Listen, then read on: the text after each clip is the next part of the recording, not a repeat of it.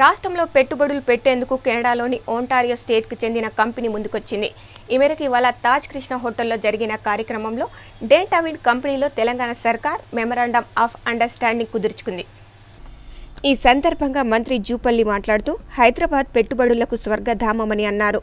TS iPASS ద్వారా single window విధానంతో 15 రోజుల్లోనే కంపెనీలకు అనుమతినిస్తున్నామని తెలిపారు. రాష్ట్ర ప్రభుత్వం చేపట్టిన పారిశ్రామిక విధానం దేశంలోనే ఇతర రాష్ట్రాలకు ఆదర్శంగా నిలుస్తుందని పేర్కొన్నారు. సీఎం కేసీఆర్ కృషితో పరిశ్రమలకు కోతలు లేని విద్యుత్ సరఫరా చేస్తున్నామని చెప్పారు. గూగుల్, అమెజాన్ వంటి గ్లోబల్ కంపెనీలు హైదరాబాద్లో వారి కార్యాలయాలను నెలకొల్పేందుకు ముందుకు వచ్చాయని వెల్లడించారు. Investors to come across the globe. The policy TS IPAS is the best in the not only the country, even in the world. Because in the earlier situations, not only in our state, even in India, it used to take months together, years together for giving clearances and permissions, even in allotting lands and all that. A lot of scope is there for anybody, whoever starts up any industry, with available skilled manpower is available. I welcome you once again for giving us an opportunity. It's a great pleasure for meeting you all. Definitely, ultimately, with the vision of our Chief Minister, we could achieve the long-cherished goal of our Telangana people, achieving the state. Then our next goal is carving Telangana as golden Telangana.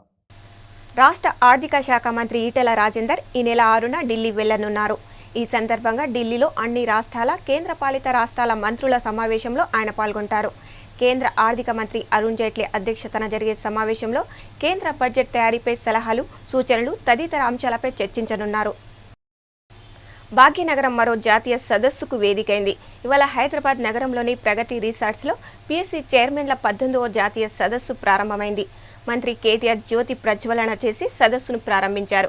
ఈ సదస్సుకు దేశంలోని 29 PSC చైర్మన్లు హాజరయ్యారు. 2 రోజుల పాటు సదస్సు కొనసాగనుంది. సదస్సులో మంత్రి కేటీఆర్ మాట్లాడుతూ హైదరాబాద్లో పీఎస్సీ చైర్మన్ల సదస్సు నిర్వహించడం అభినందనీయమన్నారు. రాష్ట్రంలో టీఎస్పీఎస్సీ పారదర్శకంగా ఉద్యోగాలను భర్తీ చేస్తుందని తెలిపారు. గతంలో విద్య, ఉపాధి అవకాశాల కోసం రాష్ట్రంలోని అన్ని యూనివర్సిటీల విద్యార్థులు ఉద్యోగాల కోసం పోరాటాలు చేశారని గుర్తు చేశారు. టీఎస్పీఎస్సీ సరికొత్త టెక్నాలజీని ఉపయోగించుకొని నియామకాలు చేపడుతుందని తెలిపారు. నూతన సంస్కరణలు తీసుకొచ్చి నోటిఫికేషన్ల వివరాలు, SMS alert, one time registration వంటి అనేక సదుపాయాలను కల్పిస్తుందని వివరించారు. దేశంలోని అతిపెద్ద స్టార్టప్ కోసం టీ హబ్ను ఏర్పాటు చేశామన్నారు. కొత్త ఐడియాతో రండి, ఉద్యోగాలు కల్పించే దిశగా ఆలోచనలతో వెళ్ళండి అనే నినాదంతో దీనిని ప్రారంభించామని పేర్కొన్నారు. And even our interviews and even our interviewing process is extremely transparent. We're extremely proud of our Public Service Commission and the couple of changes that have been, the couple of issues that have been mentioned by our Honorable Chairman. I'll certainly ensure the financial and the administrative autonomies that are being sought by the Public Service Commission. I'll certainly share it and I'll certainly bring our Honorable Chief Minister's attention to the matter. And I'm sure he'll be more than happy to support the initiative because we believe that only when you empower the Public Service Commission by way of autonomy, can then you operate fully independently and fully transparently. Once again, I'd like to congratulate our TSPSC for organizing this wonderful. GHMC ఎన్నికల్లో voting శాతం తక్కువగా నమోదైన అంశంపై మంత్రి కేటీఆర్ స్పందించారు. ఇవాళ ఆయన PSC చైర్మన్ల సదస్సు వేదిక వద్ద విలేకరులతో మాట్లాడారు. ఆన్లైన్ ఓటింగ్పై దేశవ్యాప్తంగా చర్చ జరగాల్సిన అవసరం ఉందని వ్యాఖ్యానించారు. ఈ విధానం అమలు చేయడం ద్వారానైనా ఓటింగ్ శాతం పెరుగుతుందనేది తన వ్యక్తిగత అభిప్రాయమని పేర్కొన్నారు. పెరుగుతున్న సాంకేతిక పరిజ్ఞానాన్ని ఉపయోగించుకోవాల్సిన అవసరం ఉందని కేటీఆర్ అన్నారు. నిన్న హైదరాబాద్లో ఓటింగ్ పర్సెంటేజ్ చూస్తే చాలా తక్కువగా, కేవలం 45% మాత్రమే నమోదైంది. ఒక దేశంగా మనం కూడా డెఫినెట్గా ఆలోచించాల్సిన సందర్భం ఉంది. ఇప్పుడు ఎందుకంటే రిక్రూట్మెంట్లన్నీ కూడా ఆన్లైన్ చేస్తూ ఉన్నాం. ఇందులో చక్కగా చెక్ అండ్ బ్యాలెన్స్ ఉంది. ఆన్లైన్ చేసేదానికి బయోమెట్రిక్ వాడచ్చు. ఖచ్చితంగా ఓటు ఎవరైతే అర్హులో వారే వేస్తున్నారని నిర్ధారించుకునే అవకాశం ఉంది. అట్లాంటప్పుడు ఓటింగ్ కూడా ఆన్లైన్ కనుక తీసుకొచ్చినట్టయితే బాగుంటుందేమో అనే ఒక అభిప్రాయం. ఎందుకంటే తద్వారానన్నా ఓటింగ్ పర్సెంటేజ్ పెరుగుతుంది, తద్వారానన్నా ప్రజలు మరింత పెద్ద ఎత్తున ఓటింగ్లో పాల్గొనే అవకాశం ఉంటుందనే అభిప్రాయాన్ని వ్యక్తిగతంగా నేను వెలిబుచ్చడం జరిగింది. కానీ అల్టిమేట్గా ఒక దేశంగా దీని గురించి ఆలోచించాల్సిన పరిస్థితి మాత్రం వచ్చింది. ఎందుకంటే భారతదేశ వ్యాప్తంగా జరుగుతున్న వివిధ ఎన్నికల్లో కూడా ఒకవేళ ఈ సాంకేతిక పరిజ్ఞానాన్ని అందిపుచ్చుకొని వివిధ దేశాల్లో ఏ రకంగానైతే ఆన్లైన్ ఓటింగ్ అలౌ చేస్తూ ఉన్నారో ఆ రకంగా చేస్తే కూడా తప్పు లేదేమో అనేది నా భావన. రాష్ట్రాన్ని అభివృద్ధి పదంలో నడిపిస్తున్న సీఎం కేసీఆర్కు అండగా నిలబడదామని డిప్యూటీ స్పీకర్ పద్మ దేవేందర్ రెడ్డి అన్నారు. నారాయణఖేడ్ ఉప ఎన్నికల్లో టీఆర్ఎస్ అభ్యర్థి భూపాల్ రెడ్డికి ఓటు వేసి మెజార్టీతో గెలిపిద్దామని పిలుపునిచ్చారు. ఈ రోజు ఆమె మెదక్ జిల్లాలోని కంగ్జితో పాటు పలు గ్రామాల్లో భూపాల్ రెడ్డి తరపున ప్రచారం నిర్వహించారు. సీఎం కేసీఆర్ చేపడుతున్న అభివృద్ధి పథకాలను ఇతర రాష్ట్రాలు ఆదర్శంగా తీసుకుంటున్నాయని తెలిపారు. 60 ఏళ్లలో చేయని అభివృద్ధిని 5 ఏళ్లలో చేసి చూపిస్తామని హామీ ఇచ్చారు. మిషన్ కాకతీయ ద్వారా చెరువులను పునరుద్ధరిస్తున్నామని పేర్కొన్నారు. సింగూరు జలాలతో నారాయణఖేడ్ ప్రజల దాహార్తిని తీర్చుతామన్నారు. గత ప్రభుత్వాల నిర్లక్ష్యం వల్లే అభివృద్ధి కుంటుపడిందని వివరించారు. తెలంగాణ ముఖ్యమంత్రి చంద్రశేఖరరావు పేదల పక్షపాతి అని మంత్రి తుమ్మల నాగేశ్వరరావు అన్నారు. ఈరోజు ఖమ్మం జిల్లాలోని దమ్మపేటలో పామాయిల్ ఫ్యాక్టరీకి ఆయన శంకుస్థాపన చేశారు. ఈ సందర్భంగా తుమ్మల మాట్లాడుతూ ఆటో కార్మికులకు రవాణా పన్ను మినహాయించడం జరిగిందని, నగరంలో పేద ఆటో కార్మికులకు డబుల్ బెడ్రూమ్ ఇండ్లు కట్టిస్తామని అన్నారు. ప్రభుత్వం చేపడుతున్న అభివృద్ధిని చూసి ఇతర పార్టీల నేతలు, కార్యకర్తలు టీఆర్ఎస్లో చేరుతున్నారని చెప్పారు. పేదల సమస్యలు పరిష్కరించే దిశగా తమ ప్రభుత్వం పనిచేస్తుందని అన్నారు. రాష్ట్ర భారీ నీటిపారుదల శాఖ, మార్కెటింగ్ శాఖ మంత్రి తన్నీర్ హరీష్ రావును ఐఐటి, బిట్స్, నాబార్డు ప్రతినిధులు ఈ రోజు కలిశారు. ఈ సందర్భంగా రాష్ట్రంలో మిషన్ కాకతీయ ద్వారా చేపడుతున్న చెరువుల అభివృద్ధిని మంత్రి వారికి వివరించారు. అనంతరం మంత్రి హరీష్ రావు విలేకరులతో మాట్లాడుతూ మిషన్ కాకతీయను మెరుగ్గా నిర్వహించేందుకు ఐఐటి, బిట్స్, నాబార్డు సంస్థలతో ఒప్పందం చేసుకున్నట్లు తెలిపారు. అలాగే చెరువుల్లో జరుగుతున్న మరమ్మతు పనుల్లో నాణ్యతపై థర్డ్ పార్టీతో పర్యవేక్షణ జరుగుతుందన్నారు. ఐఐటి, బిట్స్, నాబార్డు సంస్థలతో ఒప్పందంతో భారీ ఎత్తుపోతలకు సాంకేతిక పరిజ్ఞానం లభించడంతో పాటు ఇంజనీర్లకు శిక్షణ అందుతుందన్నారు. ప్రతిష్టాత్మకమైనటువంటి 3 ఆర్గనైజేషన్స్తో ఈరోజు ఇరిగేషన్ డిపార్ట్మెంటు 3 అగ్రిమెంట్లు సైన్ చేయడం జరిగింది. ఒకటి మన ఐఐటి హైదరాబాద్, 2 బిట్స్ హైదరాబాద్, 3వది మన నాబార్డ్. 3 కూడా అత్యంత ప్రతిష్టాత్మకమైనటువంటి ఆర్గనైజేషన్స్. వాళ్ళకి చాలా ఎక్స్పర్టైజేషన్ ఉంది, చాలా కమిట్మెంట్ ఉన్నటువంటి ఆర్గనైజేషన్స్. ముఖ్యంగా ప్రభుత్వం ఈ మధ్యకాలంలో ఒక నిర్ణయం ఏం తీసుకున్నామంటే, ఆయా శాఖల్లో మనకుండే నాలెడ్జ్తో పాటు ఈ రాష్ట్రంలో కానీ, జాతీయ స్థాయిలో కానీ, అంతర్జాతీయ స్థాయిలో ఆయా రంగాల్లో ఎంతో మేధో సంపత్తి కలిగినటువంటి వాళ్ళు ఎన్నో ఆర్గనైజేషన్స్ ఉన్నాయి, వ్యక్తులు ఉన్నాయి. వారి యొక్క సహాయ సహకారాలు తీసుకొని మరింత బాగా ఆయా శాఖలు పనిచేయాల్సే విధంగా, అదేవిధంగా థర్డ్ పార్టీ చెక్ కూడా ఉండాల్సినటువంటి అవసరం ఉంది. సో దాన్ని కూడా దృష్టిలో పెట్టుకొని మనం చేస్తున్నది ఎంతవరకు బాగుంది, ఎంతవరకు ప్రజలకు బాగా వెళ్తూ ఉంది, ఇంకా ఏదైనా మార్పులు చేర్పులు చేసుకోవాల్సిన అవసరం ఉందా, లోటుపాట్లు ఏవైనా ఉంటే సరి చేసుకోవాల్సిన అవసరం ఉందా, ఎంతైనా మన డిపార్ట్మెంటు, మన ప్రభుత్వం మనకుగా నిర్ణయించుకున్న దానికంటే ఒక థర్డ్ పార్టీ చెక్ ఒకటి ఉన్నట్టయితే ఇంకా బాగా చేసుకునేటువంటి అవకాశం ఉంటుందనే ఉద్దేశంతో ఈ 3 అగ్రిమెంట్లు ఈరోజు సైన్ చేసుకోవడం జరిగింది. జీహెచ్ఎంసీ ఓట్ల లెక్కింపు ఎప్పుడన్నా దానిపై నెలకొన్న సందిగ్ధతకు తెరపడింది. రేపు మధ్యాహ్నం 3 గంటలకు ఓట్ల లెక్కింపు ప్రారంభమవుతుందని జీహెచ్ఎంసీ కమిషనర్ జనార్దన్ రెడ్డి తెలిపారు. ఇవాళ తన కార్యాలయంలో మీడియాతో మాట్లాడారు. కౌంటింగ్కు ముందు మాక్ కౌంటింగ్ను చేపడతామన్నారు.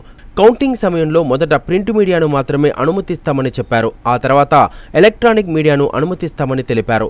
రేపు పురాణాపూల్ డివిజన్లో రీపోలింగ్ ఉన్న దృష్ట్యా ఈ నిర్ణయం తీసుకున్నామని పేర్కొన్నారు. ఎలక్ట్రానిక్ మీడియా వల్ల సమాచారం లీక్ అయ్యే అవకాశం ఉందని తెలిపారు. సెల్ ఫోన్లను కూడా కౌంటింగ్ హాల్లోకి అనుమతించబోమని తెలిపారు. ఏజెంట్లతో పాటు ఎవరూ సెల్ ఫోన్లు తీసుకురాకూడదని వివరించారు.